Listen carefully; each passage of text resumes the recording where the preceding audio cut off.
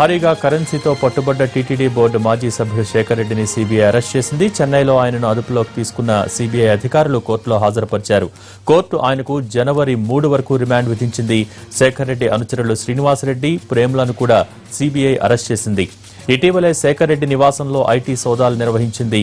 భారీగా కరెన్సీ, బంగారం స్వాధీనం చేసుకుంది. శేఖర్ రెడ్డిపై 120B, 409, 420 సెక్షన్స్ కింద కేసులు నమోదు చేశారు.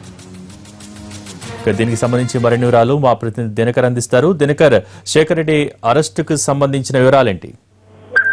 పెద్ద నోట్ల రద్దు వ్యవహారంతో తమిళనాడులో సంచలనం సృష్టించినటువంటి శేఖర్ రెడ్డిని కాసేపటి కిందటే సిబిఐ అధికారులు అరెస్ట్ చేయడం జరిగింది. అరెస్ట్ చేసిన తర్వాత ఆయన్ని సిబిఐ కోర్టుకు తీసుకెళ్లారు. అక్కడ విచారించిన తర్వాత జనవరి 3 వరకు ఆయన్ని కస్టడీలోకి తీసుకోవాలని చెప్పి కూడా సిబిఐ అధికారులు భావించడం జరిగింది. అయితే గత 15 రోజుల కిందట ఆయన ఇంటిపైన దాడులు చేశారు. ఏకకాలంగా దాదాపు 8 ప్రాంతాల్లో ఆయనకు సంబంధించినటువంటి సంస్థలు, అలాగే ఇల్లు, తర్వాత విద్యా సంస్థలపైన కూడా దాడి చేయడం జరిగింది. శేఖర్ రెడ్డికి చెందిన వేలూరు అలాగే చెన్నైలోని ఆయన నివాసాలు, అలాగే కార్యాలయాల్లో కూడా దాదాపు భారీగా డబ్బుని పట్టుకోవడం జరిగింది. దాంతో పాటు గోల్డ్ కూడా కైవసం చేసుకోవడం జరిగింది ఐటీ దాడుల్లో.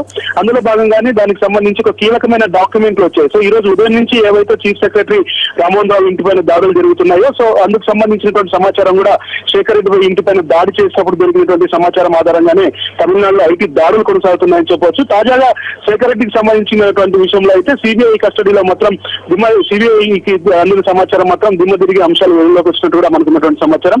దాదాపు 132 కోట్ల రూపాయల క్యాష్, అలాగే 90 కోట్ల రూపాయల విలువైనటువంటి గోల్డ్ ఏదైతే ఉందో దానికి సంబంధించి కూడా ఎక్కడి నుంచి వచ్చాయన్న దానికి సంబంధించి కూపీలు లాగడం జరిగింది. ఈ 132 కోట్ల రూపాయల్లో 100 కోట్ల రూపాయలు, దాదాపు 100 కోట్ల రూపాయలు రద్దయినటువంటి పాత 1500 రూపాయల నోట్లకు చెందినటువంటి అమౌంట్ ఉంది. అలాగే 32 కోట్ల రూపాయలు కూడా కొత్తగా ప్రింట్ అయినటువంటి 2000 రూపాయల నోట్లు కూడా ఉండడం జరిగింది. సో ఇదంతా అదుపులో ఐటీ దాడులు చేసి ఆయన అదుపులోకి తీసుకొని దాదాపు 15 రోజులు విచారించిన తర్వాత సిబిఐ ఒక నిర్ణయానికి వచ్చి ఆయన్ని అరెస్ట్ చేసి తీసుకెళ్లి కాసేపటి కిందకి కస్టడీలోకి తీసుకున్నారు. జనవరి 3 వరకు విచారించుకున్నారు. ఆ తర్వాత వచ్చే సమాచారాన్ని బట్టి ఆ కస్టడీ రిమాండ్ కూడా పొడిగించే అవకాశం ఉన్నట్టుగా మనకున్నటువంటి సమాచారం. అలాగే ఆయనతో ఉన్నటువంటి ఫ్రెండ్స్ కూడా ఎవరైతే ఉన్నారో ఆయన ఇంటి పైన కూడా, వాళ్ళ ఇళ్ల పైన కూడా దాడులు చేసి సమాచారం తీసుకున్నారు. అలాగే వారిని కూడా కస్టడీలోకి తీసుకున్న తర్వాత ఇంకా ఎలాంటి అంశాలు వెలుగులోకి వచ్చే అవకాశం ఉందనేది మాత్రం వేచి చూడాల్సిన పరిస్థితి ఉంది.